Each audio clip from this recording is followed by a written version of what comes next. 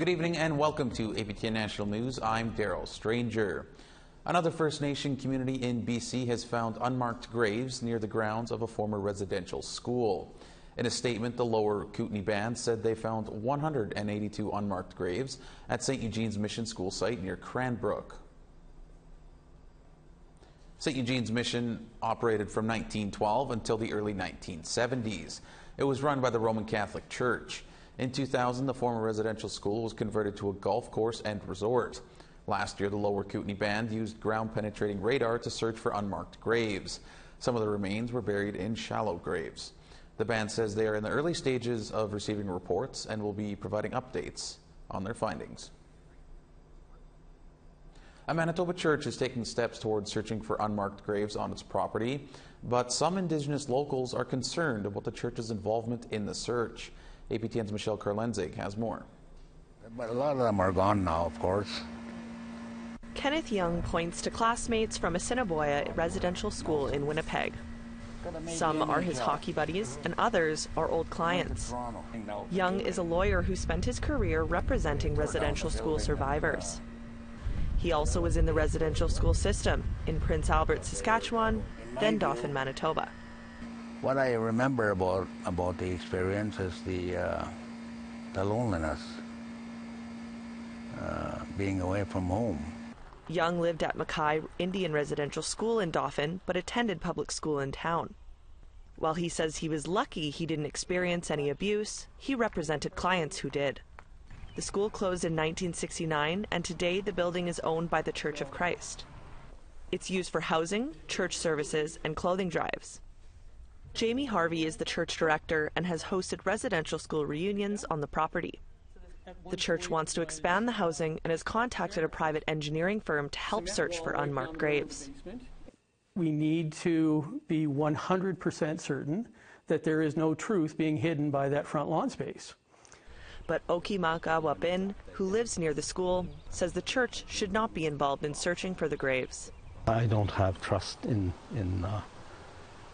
leaving this up to any corporate Canadian government or churches to be in control of where this leads to. Harvey says he's contacted the Treaty 2 government office and former school survivors to work in partnership with the Indigenous community. We need to do it right. There are so many questions we have that we need help with this to do it the right way. As for Young, he doesn't believe there are unmarked graves at Mackay, but says it's one step in the path to repairing relationships. Reconciliation is just a word. It's meaningless. When Canada continues to litigate instead of settling disputes across the table,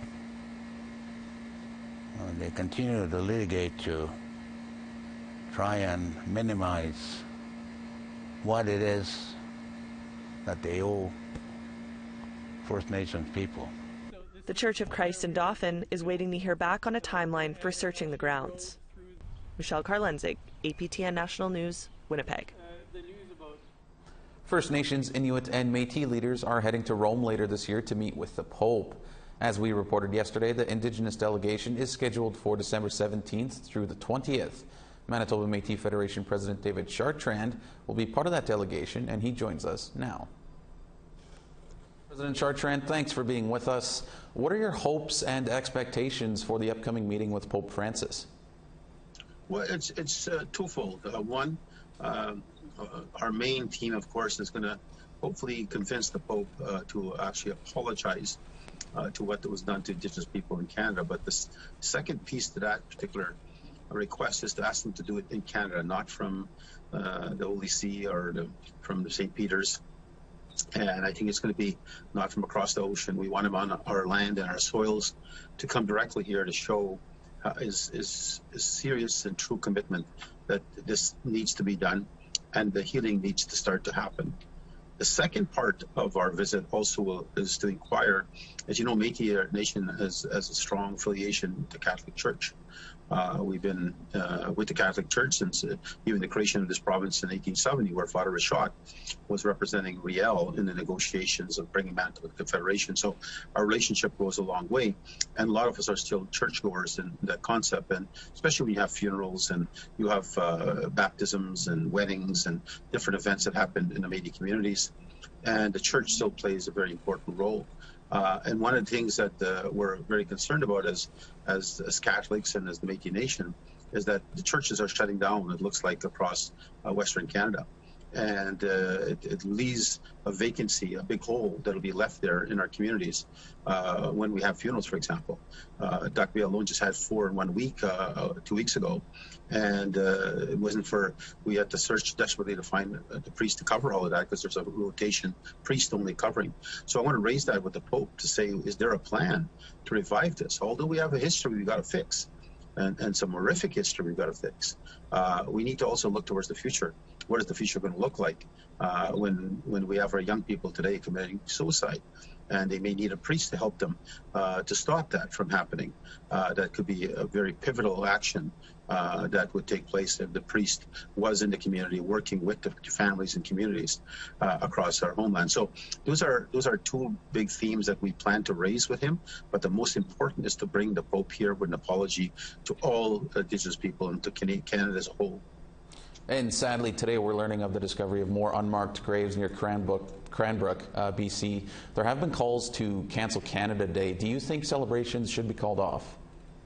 Well, I think differently on that. I think we need to look at our history without a doubt. We can't ignore. We can't change history. We all have to understand that. We need to reflect for sure. This country needs to reflect what it did to Indigenous people, but we have to look towards the future. Our Indigenous people, both Métis and First Nation Inuit, played a very pivotal role in helping build this country. And we look at what it is. We are proud of our country. We know many of our young men and boys that took off overseas to defend a country that they loved and to give their lives and never came home. They are still buried in foreign soil. So when we look at our country as a whole, yes, there's a lot of pain. There's a lot of anger. There's a lot of hurt right now. But we also know we have to build a future. We need to move forward.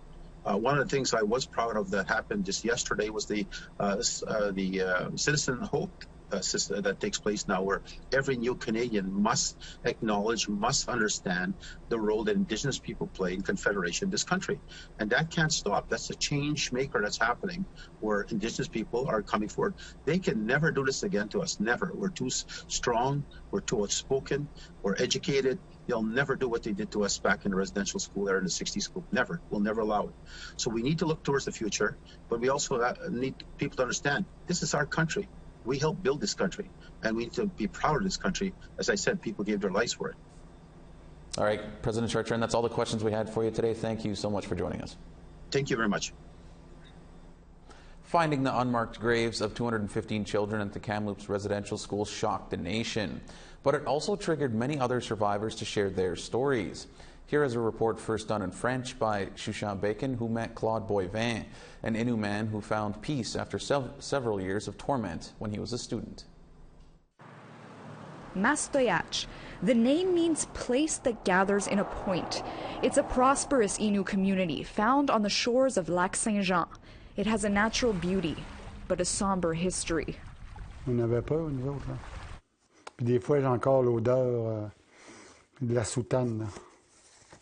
Quand ils nous pognaient, ils nous collaient après les autres. Là. Ouais. Claude Boivin remembers fearing these priests, dressed in all black, crosses hanging at their side. Boivin is a survivor of the Pointe Bleue residential school. Of Quebec's 10 Indian residential schools, Pointe Bleue was the last to close permanently. At the age of 6, Boivin was enrolled at Pointe Bleue, where he stayed until the age of 12. It was only the beginning of a life spent in institutions. À 12 ans, c'était dysfonctionnel. De 12 à 18, c'était des familles d'accueil, institutions. À 18 ans, la prison. OK. J'ai dit, moi, je m'en vais. J'en ai ras-le-bol d'ici, là, au lac, là, je m'en vais. Fait que je suis parti d'une grande ville, Montréal, je ne sais même pas c'était où, là, tu sais, je suis parti par là. Après ça, je me suis ramassé Vancouver, États-Unis, avec d'autres autochtones de là-bas. After his release from prison, Boivin was homeless for 17 years. But eventually, he was able to transcend his demons and his experience at Pointe Bleue. Today, Boivin is the owner of a flourishing business. He is well, though affected by news of the 251 unmarked graves discovered at the site of the former Kamloops residential school. Mais ça, quand je vois ça des fois à la télévision, je change le channel, tu sais. Je veux pas replonger là-dedans. Mais là, c'était partout ces réseaux. Tu ouvrais la radio. J'ai dit, écoute, là, j'ai pas le choix, là, tu sais. Ah, ça, c'est les pensionnats, en tout cas. Boivin is looking through his files for documentation of his time in residential school. Des fois, je cherche mes affaires, mais je sais plus où ils sont. While looking at this photograph from his first year, he reflects on the people he met there. C'est drôle. Beaucoup de gens sont plus de ce monde. Ouais. Le frère Galant, frère Côté. Ça, c'est les deux frères. Père Martel, Père Couture. C'était le directeur, lui. And his first report card. Il n'y avait pas des grosses notes, moi, là. He started off well. Then it begins. The punishments accumulate. He was only 6 and just wanted to play. Je regardais vocabulaire, langue parlée. 84, hop, après ça, je tombe à 40, à 32, 00. Fait que là, il est arrivé quelque chose de certain, là. Pour que je me parle plus, moi. Je dis plus rien, là. The Kamloops 215 brought back deep-seated emotions, and Boivin is not the only one experiencing this emotional setback. The residential school helpline is now being inundated with calls. Since the Kamloops discovery, the volume of calls spiked 265%. Ouais, ça c'est un arbre totémique. Now in this peaceful village environment, Boivin remembers how he used to sleep with one eye open. On dort la couverte comme ça, puis on a un œil comme ouvert, puis une oreille qui entend, là, tu sais, qui fait attention, là. Fait que là, on voyait passer ça de temps en temps. Ça va être qui à soir dans la gang de jeunes, là, tu sais. Moi, il y a un de mes frères qui s'est suicidé, là. Lui, il a été abusé, là, tu sais, ouais. At the age of 35, following a third attempt at suicide, Boivin decided to get reacquainted with his Innu roots. His identity formed his environment. Today, he draws from his past experience to help others in his community of Mastoyach. Il ne faut jamais oublier ça, mais il faut pardonner ça. Mais c'est ça qui m'a fait grandir dans un sens. If you or a loved one feels the need to speak about these experiences, here's the toll-free number for residential school survivors. Lines are open 24/7. A story by Shashan Bacon, APTN National News, Mastoyach, Quebec. Again, the National Indian Residential School Crisis Line is available for survivors and others who might need support. That number is 1-866-925-4419. We have to take a short break, but still to come, Dennis Ward speaks with Assembly First Nations National Chief Candidate Kathy Martin.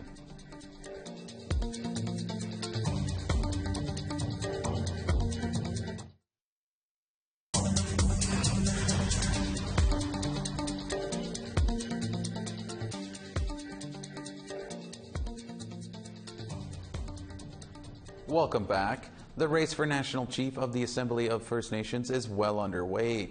Following 2 terms at the helm, Perry Bellegarde has decided not to seek a third 3-year term. APTN News is going to be speaking with all of the 7 candidates vying for the job ahead of the July 7th virtual election. Joining us today is Kathy Martin.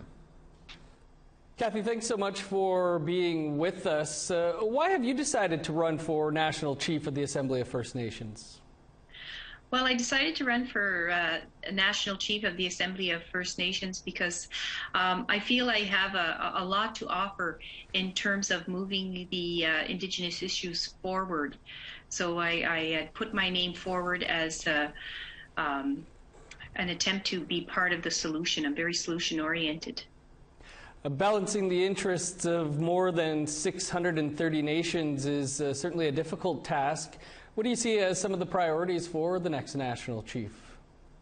Well, I think that myself are a priority. I think addressing systemic racism, when you address the systems, everything else follows under that. So when we look at the commonalities amongst the 638 nations coast to coast, the commonalities are formed by the legislations that were imposed upon us.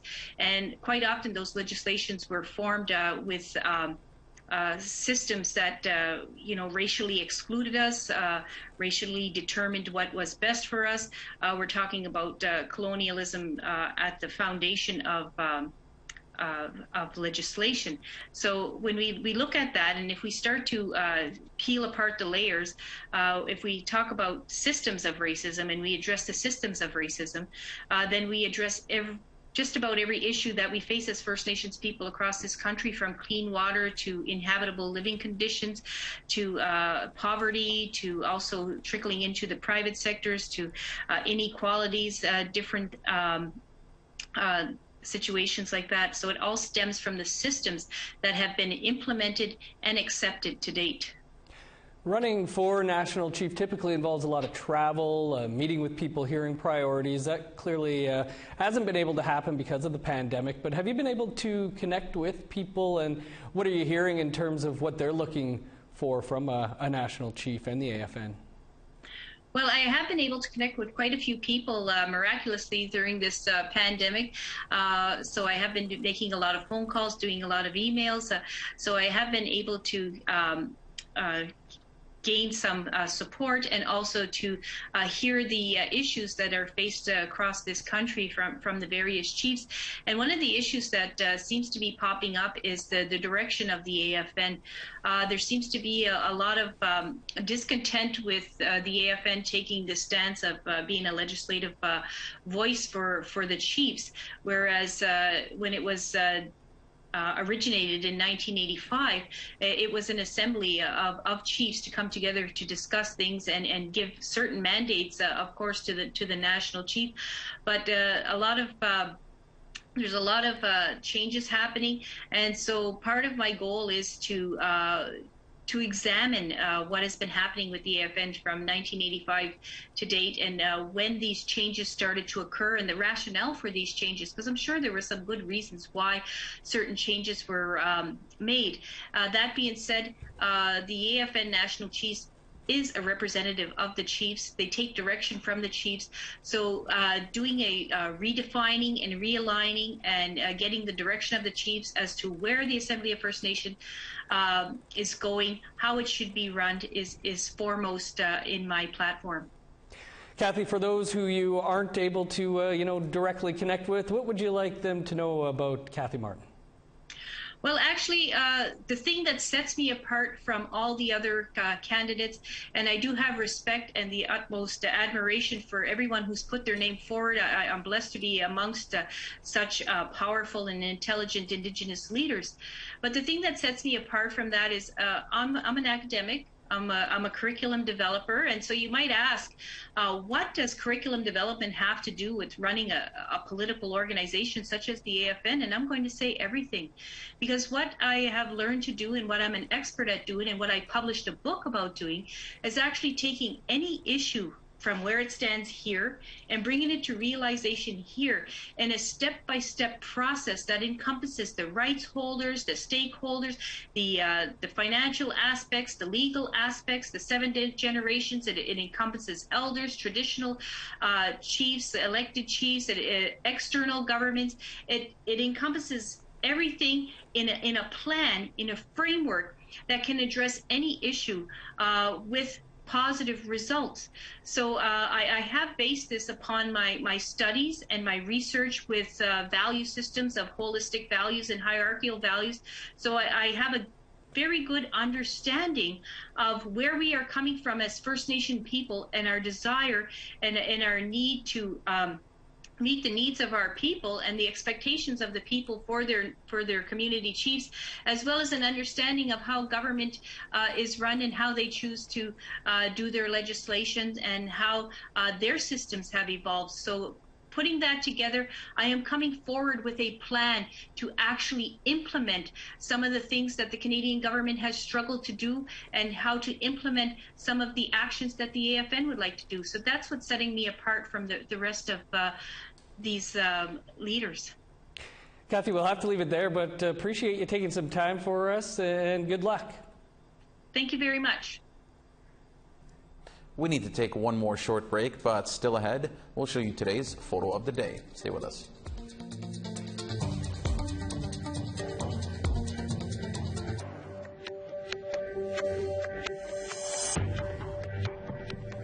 Welcome back. It's time now for our photo of the day. Our viewer Sean Desjarlais sent us this photo of his father's ceremonial longhouse located in the Ochese First Nation in Alberta. For the chance to be our next photo of the day, you can send your photos to share@aptn.ca and then tune in each day to see if your photo is our next photo of the day. Now let's take a look at tomorrow's weather forecast. Starting in the east, 10 degrees and rain in St. John's and 28 in rain in Halifax. 17 in rain in Happy Valley Goose Bay and 15 in sun and cloud in Nain. 22 in rain in Quebec City and 18 in rain in Val-d'Or. 24 in rain in Toronto and 20 in a mix of sun and cloud in Sault Ste. Marie. 19 in rain in Timmins and 27 in sunshine in Sioux Lookout. 34 in sun in Thompson and 33 in sun in Norway House. 33 in sunshine in Winnipeg and 33 in Dauphin. 34 in sun in Swift Current and 36 in sun in North Battleford. 35 in sun in La Ronge and 40 degrees in Stony Rapids. Over in the west, the heat wave continues. 39 in sun in Fort McMurray and 34 in Peace River. 34 in sun in Calgary and 37 in Lethbridge. 24 in a mix of sun and cloud in Vancouver and 31 in Quesnel. 20 degrees in Fort Nelson and 27 in Smithers. 25 in sun in Whitehorse and 26 in sunshine in Beaver Creek. 23 in a mix of sun and cloud in Fort Simpson and 27 degrees in Norman Wells. 23 degrees in Colville Lake and 25 in Fort McPherson. 15 in rain in Baker Lake and 10 degrees in Cambridge Bay. 10 degrees in Iqaluit and 11 degrees in rain in Clyde River.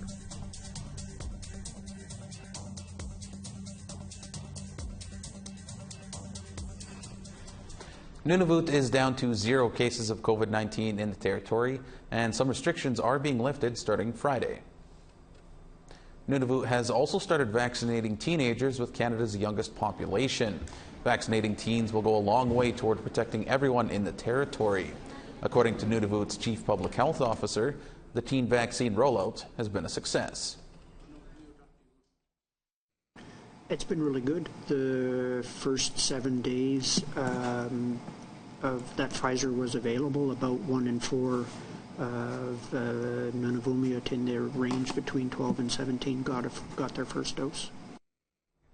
That's all we have for you on this edition of APTN National News. As always, for more Indigenous news, you can visit our website at aptnnews.ca. Thank you for joining us. I'm Daryl Stranger. Have a great night.